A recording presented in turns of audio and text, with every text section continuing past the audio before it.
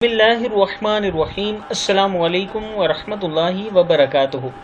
Daily Mohammad channel की तरफ से आज मैं अपने दोस्तों को रसूल अल्लाह सल्लल्लाहु अलैहि व आलिहि वसल्लम का एक फरमान बताऊंगा। उससे पहले मैं अपने तमाम दोस्तों से गुजारिश करूंगा कि इस वीडियो को आपने आगे ज़रूर शेयर करना है। तो शुरू करते हैं। बिस्मिल्लाहिर्रहमानिर्रहीम।